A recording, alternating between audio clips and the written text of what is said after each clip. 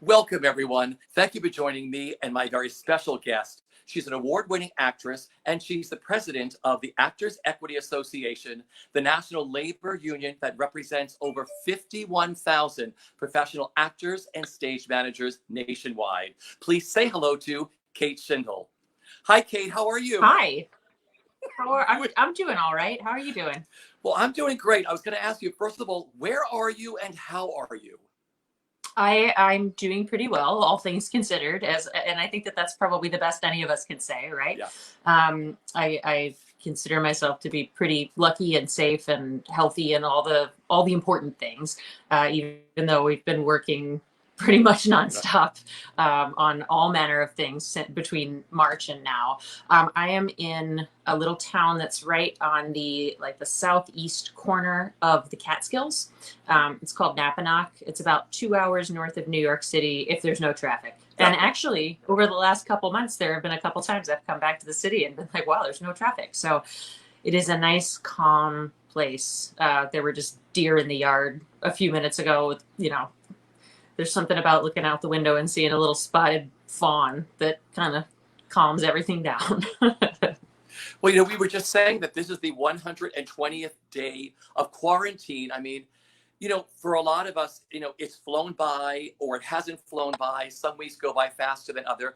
I know you've been working nonstop since the theater shut down on March 12th. And there's been so much happening. There's so much breaking news this week at Actors Equity. Would you talk about the guidelines for COVID-19 testing as theaters plan reopening strategies that you've just released? What can you tell us this week? Right. I think that the most important thing is that a few weeks ago we laid out sort of 4 guiding principles, and we knew that the first one was going to be the hardest one to get over, which was that the epidemic be under control in the area that the theater is operating in if they want to reopen, and also that there be reliable and accurate tests. Now, one of the biggest frustrations about that has a lot to do with the fact that we have no control. You don't, I don't, the theater community doesn't, over testing accuracy. So we hired an expert, as I'm sure you know, Dr. David Michaels, who's a former OSHA administrator, and he's really been guiding us through what looks like a safe way for theaters to reopen. And one of the things that we just released in the last, I don't know how many hours, was that that actors and stage managers be regularly tested if a theater is going to reopen, and that it be at no cost to them. So there are all kinds of protocols that are still being talked about that have been developed, but it does seem like we're getting closer. Because for so long it just felt like this would never end. And oh my God, are we ever going to do theater again? Are we ever going to be able to sit in a room together? Which is why I was so excited when we were able to approve our first 2 shows up in the Berkshires, one at Barrington Stage Company and one at Berkshire Theater Group. And it felt really good because we all need theater and we all need some reassurance that we will come out on the other side of this. Well, let's talk about Barrington and Berkshire. I mean, what was it? How did they convince Equity that they had achieved enough safety to allow the actors to go back to work? Well, they worked with us. And Barrington is a bit of a unicorn because it's a one-person show. There's not going to be anybody backstage during the show. It's really a limited contact situation. I understand that they made really significant modifications to their space. Even in advance of coming to us, they were taking out seats and trying to be responsible from the audience perspective as well. The Godspell at Berkshire Theater Group was very interesting because Lee Perlman, who is on the board of the Actors Fund, who invests in theater, who in his day job, he's a hospital administrator and a very successful one, called me 2 months ago, I want to say, and said, listen, I have not yet given up on having a summer season.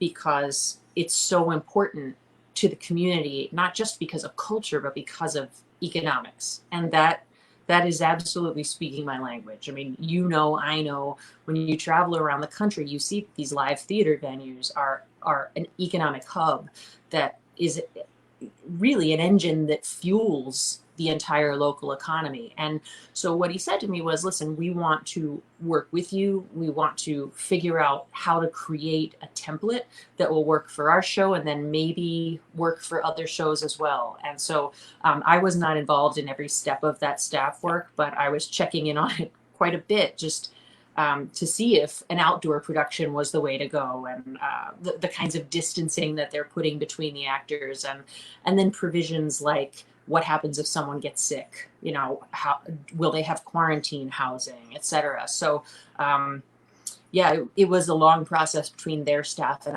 our staff, but I was just overjoyed that we were able to approve that. So Well, I think it's really smart. I mean, it's great to have two like summer theaters, you know, that they could do. Harry Clark is the one that's being done. right. It's you know, the one person show or whatever, and then of course this outdoor version of Gospel. What a wonderful way to sort of, you know, look at these as examples, just sort of just see how it works with adding an audience in and adding performers and stage managers and people who work backstage. I'm sure this is a big test that everybody has their eyes on of how this is going to work out.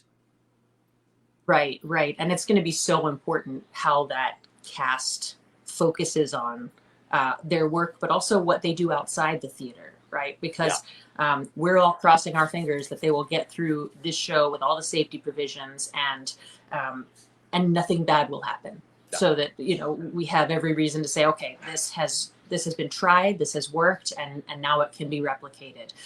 So there is, I think, some pressure on the people who are directly involved in that show that we're not used to, because they're sort of serving as a test case for, you know, the entire American theater. But yeah, everybody wants it to work, and it seems like so many of the conversations at the beginning of the pandemic focused on when audiences would be comfortable coming back to the theater, and not nearly as much on well, what's happening on stage and backstage, because just putting some hand sanitizer around, it's just not enough.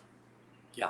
You know, I think the smartest thing that Actors Equity did was hire Dr. David Michaels. I mean, what a wonderful idea. I mean, what has it been like working with him and collaborating with him? And what have you learned during this whole process of trying to make it all work and put the theater back together again, having it safe for actors and, you know, equity actors and stage managers to work again?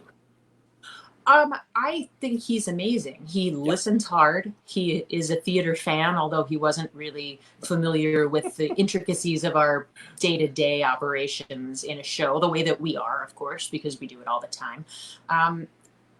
Actually, I think that the best part about it has been recognizing that there's so much less opinion involved in this than it sometimes seems there is.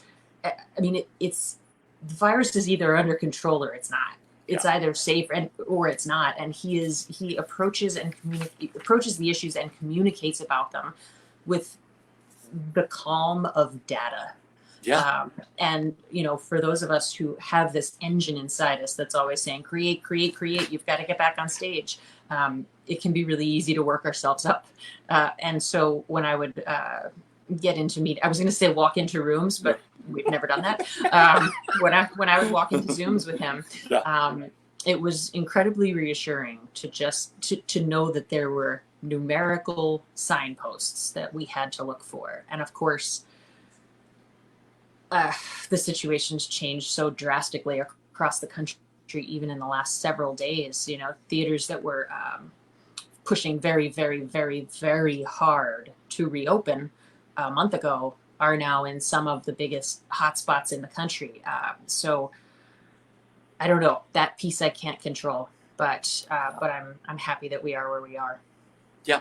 Well, you know, I also want to ask you about, I know that Actors Equity's executive director, Mary McCall, in another interview had mentioned that another 70 producers had also submitted health proposals. Aside from the general conditions in their areas, is there anything that you have asked for them to do that they're unwilling to do? Or how are those conversations going with all the other producers who are primarily going to produce on Broadway and everything? How is that working out? I'm not sure that the Broadway producers have submitted safety plans yet. I know that there are conversations going on about what that will look like. They're sort of scheduling meetings. I think the Broadway League has like 78 different task forces working on every element of what it will be like to reopen. I've not been directly involved in all of those conversations about safety. What I would point back to is what I said a few minutes ago. You know, it's one thing to space out the audience. It's another thing to make sure on stage and backstage is safe. Masks can be helpful with distancing, but we're not used to any kind of distancing on stage. So it takes a creative approach to staging. Do people dance together? Do they not dance together? I know that one of the things that we anticipated would be a concern for people who wanted to do indoor theater was how old's the HVAC system, because that's circulating particles inside. And so I imagine that could be daunting for a producer that's trying to make theater on a very small budget. The other thing that's been quite interesting are the theaters that have come to us and said, when we eventually reopen, I have subscribers telling me that they will not renew their subscription if they are required to come to the theater. So how can I have a partial audience in the theater? And for people who maybe have underlying health conditions or subscribers who are older, which many theaters depend on to be able to continue producing theater, can we offer some kind of virtual ticket? So we've been working through all these things that we've never done before. But ultimately, the goal is to maybe never get to 0% risk. But if we get this right, if we can put in the right kinds of protocols that keep this awful virus from being passed from one person to another, and contingencies for what happens if somebody gets sick, regarding coverage, swings, understudies, sub-stage managers who are ready and willing, man, there is a possibility that it's going to help us a lot long term. I mean, it feels like COVID's never going to go away, but eventually we've got to figure that it'll be under control in some form. But you know what happens when flu season hits. Suddenly half a cast goes down with the flu and they feel like they have to come to work anywhere, sinus infections, or the sort of annual crud. Even if we never get to a 0% risk of getting sick, we want to get as close as possible to that, with the knowledge that that has a really broad application that might keep people from getting sick in the first place, and then also trying to work through it when they do. Yeah. Have you had conversation with Broadway producers yet about, are there conversations going on with Broadway and the other unions with you? Yeah, we have a number of different ways that we interact. So our staff is talking to their staff, and the unions, the Broadway unions have a coalition of Broadway unions and guilds, which has weekly meetings. There's a safety committee there. When we first shut down and we're negotiating essentially shutdown pay, all of the unions sat together at the bargaining table, which is the first time I've ever experienced that, but allowed us to draw that to as swift a close as we could while still feeling like we got a good deal for our people. So yeah, I just was in touch with the IA, I want to say last week, about, asking for support with one of our campaigns, and fairly regular conversation with Adam over at Local 802. And yes, we do talk to each other. Yeah.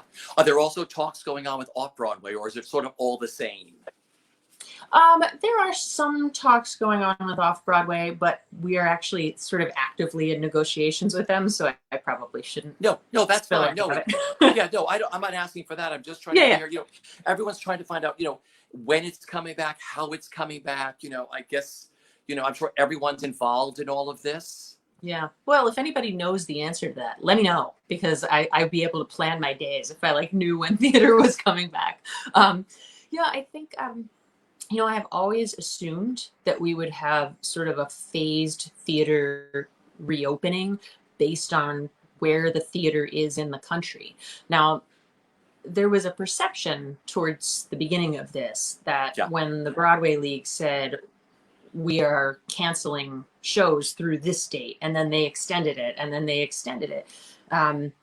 that was some sort of capitulation to the virus. I mean, my understanding is that it was actually the reality that they knew they weren't going to open July 15th or probably Labor Day. It was just a function of what what's the date at which they will start refunding tickets that have always been purchased? Like more of a logistical business move than a projection of when theater would be opening. So I know that every time those dates changed, it felt like people got discouraged that, oh no, it's gonna keep going. But again, I'm not sure that those original dates were necessarily ever we think we're going to start up again. It's just we need to be able to tell people who have bought tickets that we're giving them their money back up through this date. Yeah. Because early on, even before this, even before March 12th, Equity was right on this. Like, I think, was it March 2nd that you had known? Did you go to the producers or something and say, we think something is happening? I mean, you backed it up a week or two before this. Well, we had been talking quite a lot about, again, the more logistical parts of maybe a pandemic's coming, which is how can we make sure that our staff can work from home, right? How can, what IT needs do we have if we get to a point where people can't come into the office? And that was largely handled on the staff side as well. I can't say that I was in there saying, okay, now we need to open up our CRM and send it in these 12 directions. But yeah, I mean, that the last week or two, there were a number of limited run shows that were closing. And so I went to the theater several times, and you could feel it, as it got closer and closer to March 12th, people were sort of looking around like, what are we doing here?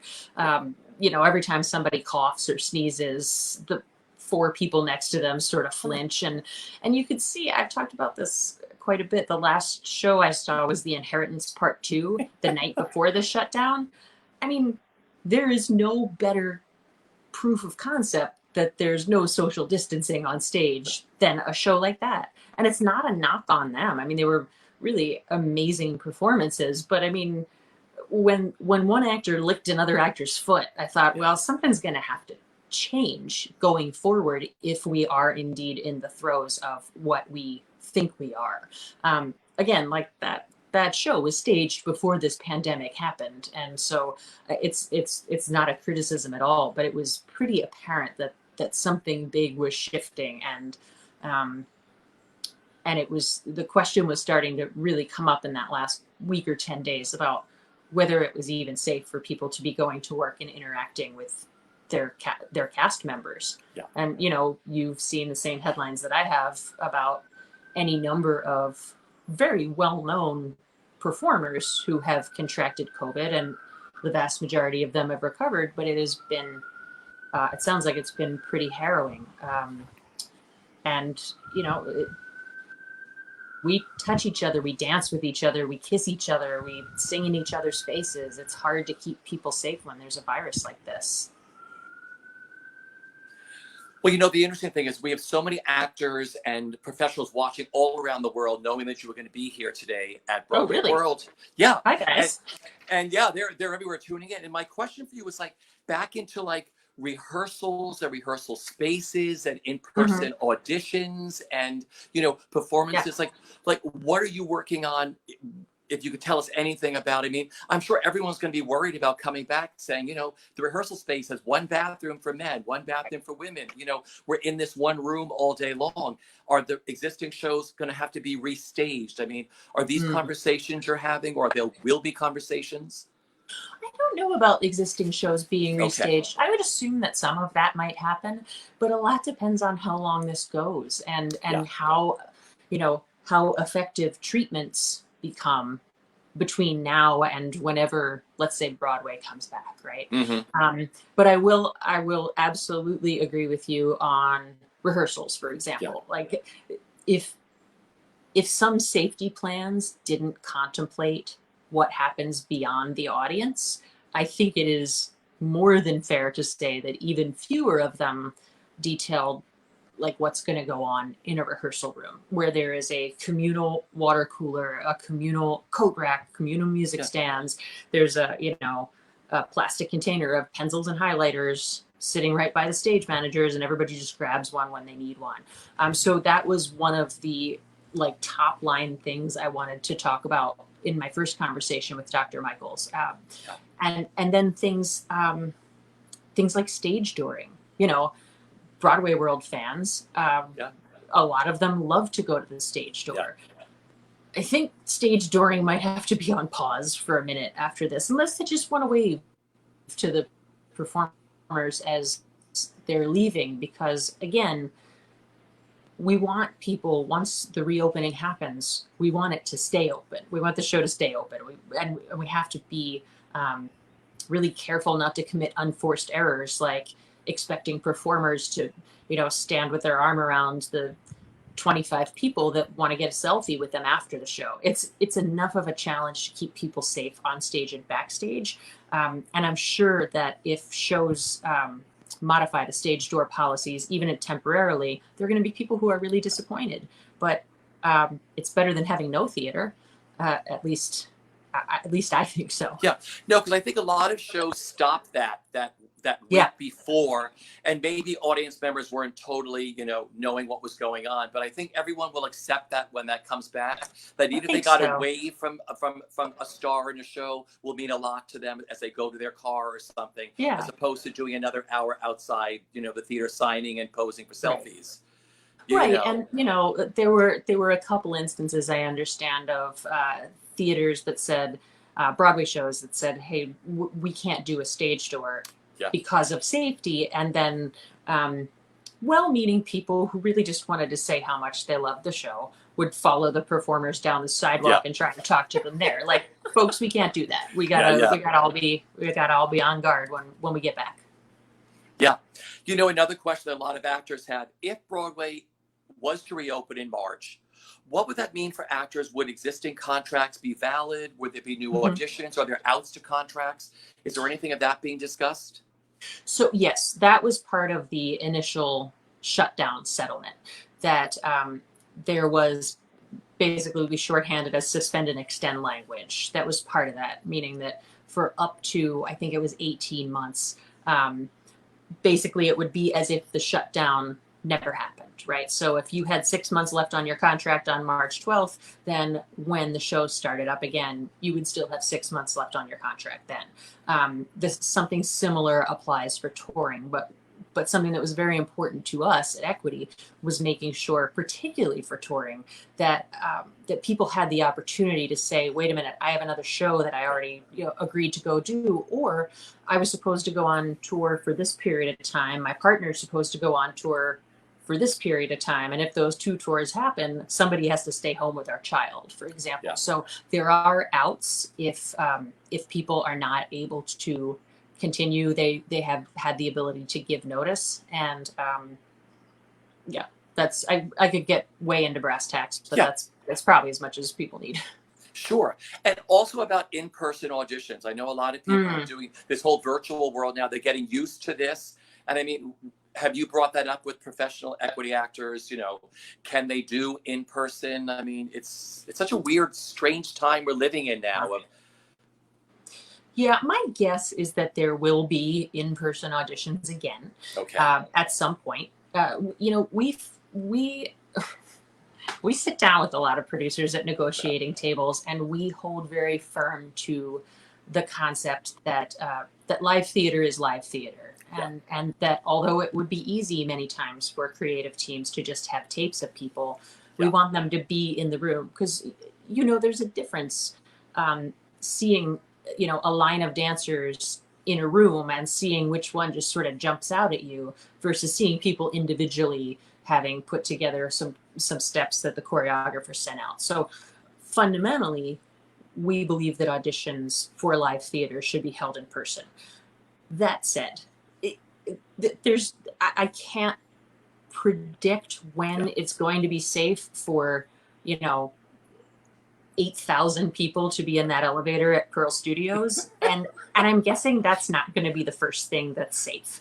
I think that there will be some combination of virtual auditions with perhaps in-person callbacks. There may even be virtual callbacks for a while. I don't know. We did do a casting seminar on self-taping with some great casting directors, Stephanie Clapper and Tara Rubin. It's for our Equity members. It's in the member portal if you want to go back and watch it. I actually went back and watched it because self-tapes give me hives. I would so much rather walk into a room live than have to like make a video of myself and then watch it and send it in. But they gave some really great helpful tips, and so that you know, I Tara and Stephanie had been contacting me about some general sort of casting questions, and also we'd love to do another webinar. And I said, well, I think a great place to start in the era of self-tapes is how can I make something that will actually get watched and gives me a shot at getting the job? Like what makes up a tape like that? So we had more RSVPs for that webinar than I couldn't even believe it. It was like in the thousands, which was really cool. Yeah. So, you know.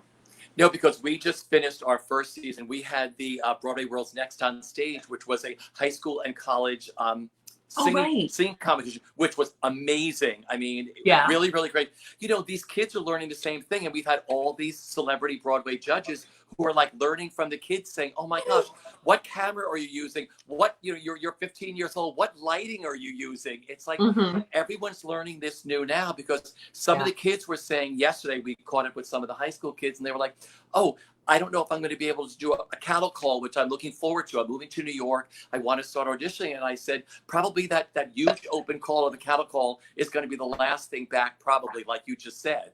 Yeah, it'll be a minute. But no, I think, you know, one of the other nice things is that we represent people all over the country. And, you know, there are some who can, especially since we introduced our online audition signups, there are some people who can get on a bus from Washington, D.C. and come to New York City and audition for a Broadway show. There are other people who just can't do that, whether because of money or because of, you know, family commitments or whatever. And so in a way, the access to, you know, auditioning for a tour or auditioning for a big show that you might not have ever been able to get a shot at otherwise is one of the silver linings of this, because there's great talent in Chicago and Kansas City and Denver and Texas and Florida. And yes, some of those people periodically come to New York for auditions, but now they too can be seen on a level playing field for projects that they might be able to do. Yeah, I love that. You know, you were just talking about money, and, you know, the United Kingdom has just unveiled a nearly $2 billion government relief package for the arts. And I know this is something you have been pushing for since the very first day as this pandemic started. So how should we go about getting the United States to do something like this? Well, we right now have a $4 billion ask for the arts in the U.S. And, you know, our communications director is also our legislative political director, and he is a ninja when it comes to understanding sort of how the sausage gets made in D.C. He was a journalist. His name's Brandon. You probably know Brandon. He was a journalist. Let's give a big shout out to him. Brandon Lorenz. He worked for campaigns. He worked for the Human Rights Campaign, right? And so every so often, more often than not, we get an update that, okay, here's this new piece of legislation. We're going to put our energy here because we anticipate that this either will or will not pass. He's thrown some Hail Marys and put me on the phone with some people that I never thought I would end up being on the phone with. But, you know, we keep hammering this idea that so many people think of the arts as a luxury item because it's something that most of the world does in their spare time with their disposable income. But again, I mean, the amount of money that Broadway alone contributes to New York City's income is, I forget the exact stat, but it's like more than all of the New York and New Jersey like metro sports teams combined. Yeah. So the idea that, you know, the arts are this sort of fun, frothy thing that we like to do and it will heal us, like that, all of those things may be true, but it's also true that communities all over the country need that theater to open back up to support their restaurants, their parking garages, their hotels, babysitters, you know, all the ways in which people spend money when they go to the theater. So, we're not shy about saying that arts funding is critically important if we're going to get back to a healthy economy. Do you know if something is on the table? Because I know I've spoken to so many people, equity members, who work in our business who are just so afraid that, this $600 pandemic Yeah. unemployment compensation is supposed to end the last week of July because some people in Washington think that, it's keeping people away from going back to work. There is no work for anybody in the arts to go back to. Right. And, they're really panicked over all of this. And I was wondering, what your thoughts are of having that being extended at least through the end of the year for people who work in the arts, and how we can go about having that happen. Yes, I am in favor of that. Yeah. We are pushing for that. Especially if you're talking to equity members, send them to the member portal, because all of our legislative action items are summed up there. And, please sign this petition. Yeah. Please, contact your senator if you live here, here, or here, etc. We're pushing very hard for 100% COBRA subsidy. Yeah. We continue to work on the QPA, the Qualified Performing Artist Tax Deduction. We have a Performing Artist Tax Parity Act in the House that is bipartisan, that has about 24 co-sponsors. And just the back of the envelope summary for anybody who doesn't know what the QPA is, it's a piece of the tax code that President Reagan signed into law in the 80s, obviously. And it allows performers or people who work in the performing arts to deduct their ordinary business expenses. That has been in the tax code since then. It consistently stays there, but the thresholds have never been adjusted. So it was one thing if in 1986 you were an actor making $16,000 a year or less. That went a lot further than it does now. But that cap still sits at 16,000. So we've been working really hard over the last year and a half, in cooperation with other unions, and our treasurer, Sandra Karras, has been really fantastic on this as well, to raise the thresholds to 100,000 for single people and 200,000 for married couples filing jointly. We didn't have to focus so much on this until all our federal itemized deductions went away, but we spend so much time and money looking for work that really hit us hard. So we continue to try and advance that, even if we can put it into one of the relief packages. Yeah. So everybody should go to Equity and look at these portals, and they should also call or write their senators in New Jersey or New York or any state across the United States to see if they can make these things happen. Yeah, I think I'm actually not entirely sure what's on the public-facing website. And I'm embarrassed to admit that I usually just go right to the member portal. Sure. But for sure, equity members go to the news feed or just the front page of the member portal and see what we've got that people can participate in. There are petitions. There are all kinds of things. So that I think would be really helpful. Well, I'll tell you, the Actors Equity Association website is really wonderful. I've been going since this whole thing happened. It's very simple to use for people who are watching. There are different places to go to find out all the things we're talking about today, too. They're all there. But I think it's very, very important for people to talk to write to their senators or call their senators and just go, really look at what's going to happen after July 31st. Be engaged for what's going to happen. Another cutting. Go ahead. No. Well, I was just going to say one more thing, which I should have mentioned sooner.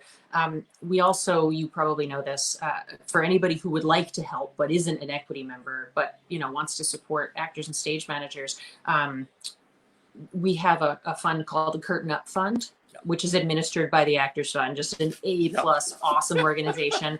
And look, if you have $5 to donate or $100 to donate or $300,000 to donate, go check out the Curtain Up Fund, because that is emergency relief for people who are facing eviction or who can't put food on the table. The Actors Fund is really good about that, as well as helping to keep people from losing their health insurance, or directing them towards finding health insurance, job training, so anyway, I'm a big fan. And if anybody who's watching this is not an equity member and wants to kick in a little, be put to good use. I think that's really great, because a lot of people don't realize what the Actors Fund does, and it's been doing it since the very, very first day. And whenever there's anything goes wrong in the world, the Actors Fund is there. Of course, Broadway Cares, BCEFA is there too, and they've been giving a lot of money to the Actors Fund. But everybody should reach out to the Actors Fund or BCEFA, because they're there for you to help you during all of this.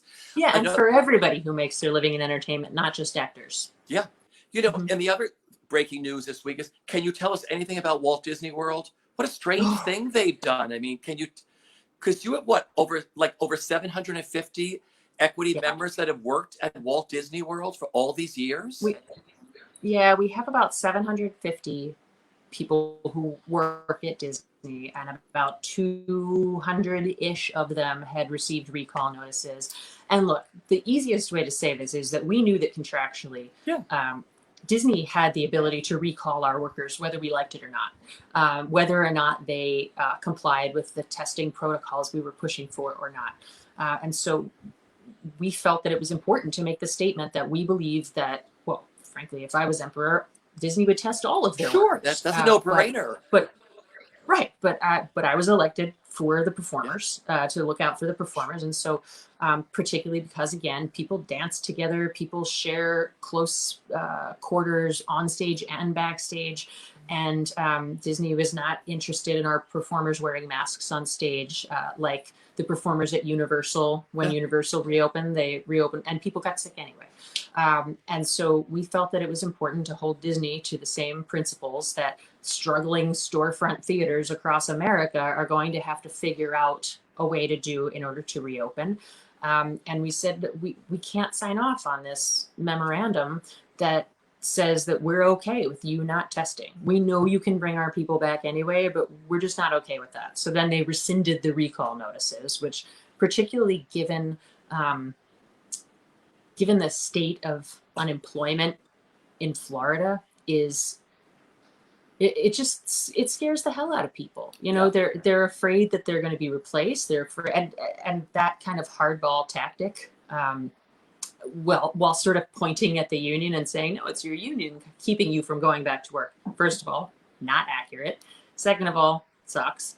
And so, so we're sort of firing back. Everybody wants to go back to work. We just don't want people to get sick while they're there. And I know that Disney has built an empire on being extraordinarily talented at narration and storytelling.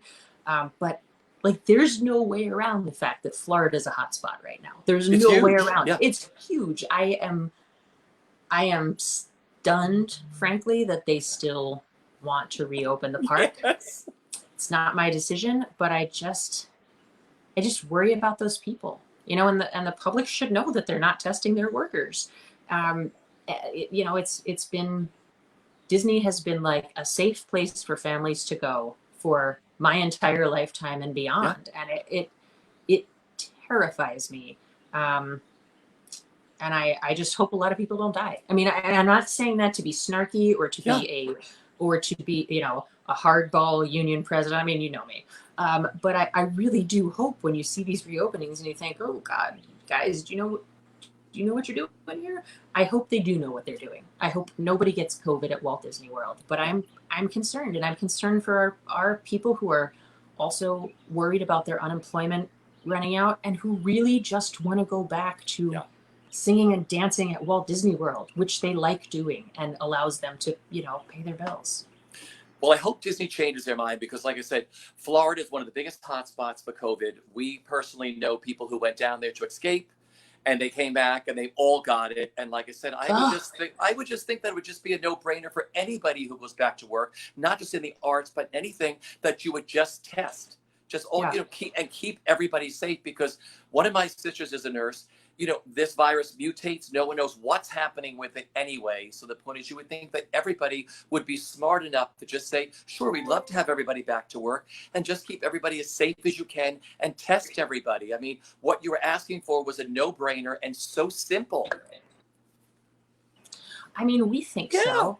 And it's, you know, I understand it's an expense, but it's Walt Disney World. Come on. It's just, I don't know if it's that they don't want to know. I don't know if it's that they want to be able to have signed MOUs from all the unions, because then if people do get sick, they'll be able to say, but look, the union signed off on this. So the fact that we decided not to, our executive committee actually voted unanimously, like, we don't think we should sign off on this, even though we can't control whether they recall people. And then they rescinded the recalls. Like, ugh, it just makes me feel icky, and I am hoping for a positive outcome somehow. I just can't see the path to it right this minute with reopening that park tomorrow. Yeah. No, but I'm saying what's really great about what Actors Equity and other unions have done, it's about keeping their members safe.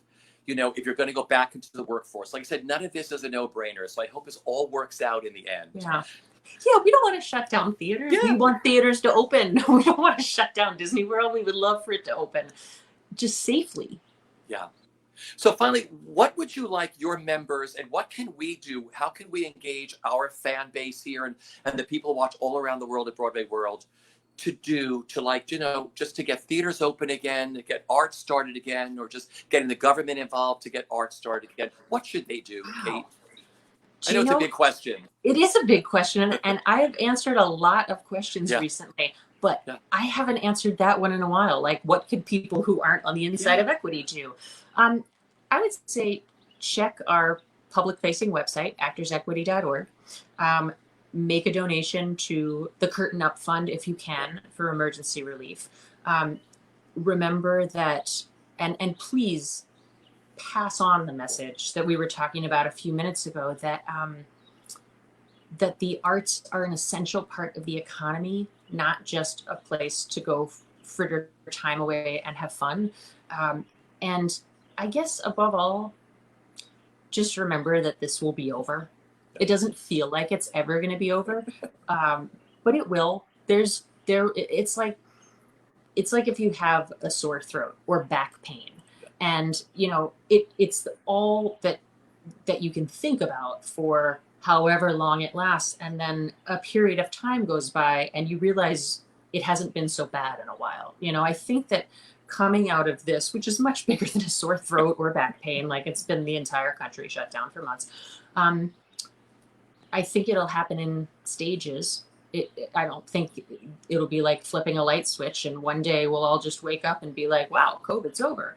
But as the treatments improve, as you know, as curves flatten in various places and then hopefully don't spike again, we'll just gradually get back to normal a little bit more each day. Like here in upstate New York, I drove by a restaurant the other day and saw that their outdoor bar was open. I didn't go in, but I was driving by and just was like, oh my gosh, we can go sit on a patio and have a beer now. Like I could, if I wanted to, I could go, you know, do things that you take for, like I could get my nails done. I could go, you know, to an animal shelter. I mean, it's amazing how much you appreciate things that you always took for granted once they come back. And I think that it's hard to see the end of this, but it's coming. So take care of yourself and take care of others, and wear your masks, and keep your distance and wash your hands, and we'll get through it. So beautiful. Kate, thank you for taking the time to visit us here at Broadway World and sitting with me. I cannot tell you what this has meant to us, because so many people had so many questions and they wanted to hear it from you. And I want to thank you for today. I could talk to you forever, but I got a meeting in 15 minutes. Listen, go do what you do. Everyone stay safe. Like I said, go for your senators, go to the equity portholes, look at everything, what you can do to donate and everything else. And we'll see you all when the theater is back, bigger and better than ever. Kate, take care, my love. See y'all later. Bye-bye. Bye.